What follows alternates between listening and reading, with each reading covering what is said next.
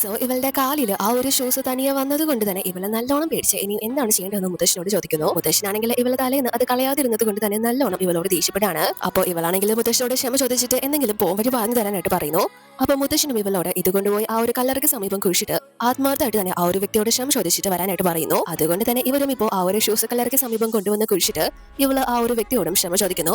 തനിക്കൊരു തെറ്റ് പറ്റിപ്പോയതാണ്, എന്നോട് ക്ഷമിക്കണം എന്നൊക്കെ പറഞ്ഞിട്ട്. പക്ഷെ ആ ഒരു സമയത്ത് ഇവള് അവരൊരു തുണി കാണുകയാണ്. ഇവളത് തുറന്നു നോക്കുമ്പോൾ അതിലാണെങ്കിൽ കുറച്ച് പൈസയുണ്ട്. അതുകൊണ്ട് ഇവള് ആരെങ്കിലും ഉപേക്ഷിച്ച് പോയതായിരിക്കും എന്ന് വിചാരിച്ച് ആ ഒരു പൈസ കൈക്കലാക്കാണ്. ചേട്ടൻ അറിയുന്നില്ല. എന്നാൽ അതിനുശേഷം ഇവര് പോവാനായിട്ട് തുടങ്ങുമ്പോൾ അവിടെ വീണ്ടും പല മാറ്റങ്ങളും സംഭവിക്കുന്നു. അത് മാത്രമല്ല ഒരു സ്ത്രീയും ഇവരെ നോക്കിക്കൊണ്ട് നിൽക്കുകയും ചെയ്യാണ്. അത് ഇവര് കാണുന്നുണ്ടായിരുന്നില്ല. സോ ഇവര് നല്ലോണം പേടിച്ചാണ് വീട്ടിലേക്ക് വരുന്നത്. പക്ഷെ മുത്തശ്ശനോട് ആ ഒരു കാര്യങ്ങൾ ഒന്നും തന്നെ പറയുന്നില്ല. ഇവൾക്ക് അവിടെ നിന്ന് പൈസ കിട്ടിയ കാര്യവും ഇവൾ ആരെയും അറിയിക്കുന്നില്ല. എന്നാൽ അതിനുശേഷം അന്ന് നൈറ്റ് ഇവർ അവിടെ കൊണ്ടുപോയി കുഴിച്ചിട്ട ഷൂസ് അതുപോലെ തന്നെ ഇപ്പോൾ ഇവളുടെ റൂമിൽ വീണ്ടും എത്തിയിട്ടുണ്ട്. രാവിലെ ഇവളെ എഴുന്നേൽക്കുമ്പോൾ അത് ഇവളുടെ കാലിലും. സോ അത് കണ്ട് ഇവളെ വീണ്ടും പേടിച്ച് വിളിച്ചു പോവാണ്. ചേട്ടനും മുത്തശ്ശനും ഓടിക്കൊണ്ടുവന്ന് ഇത് കണ്ട് നല്ലോണം തന്നെ ഷോക്കാവുന്നു.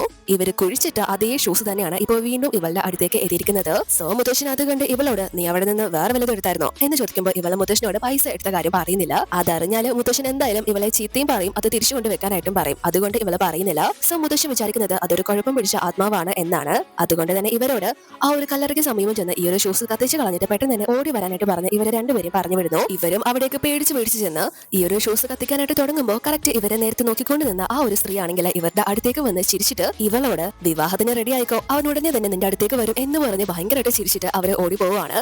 ഇവര് രണ്ടുപേരും നല്ലോണം പേടിച്ച് ഇവളാണെങ്കിൽ ചേട്ടനോട് അവിടെ നിന്ന് പോവാം എന്ന് പറയുന്നു. പക്ഷെ ചേട്ടനാണെങ്കിൽ ആ സ്ത്രീ പറഞ്ഞിട്ട് പോയത് എന്താണെന്ന് അറിയാനായിട്ട് ഇവളെയും കൂട്ടി ആ ഒരു സ്ത്രീയെ ഫോളോ ചെയ്ത് പോകാനായിട്ട് തുടങ്ങുന്നു.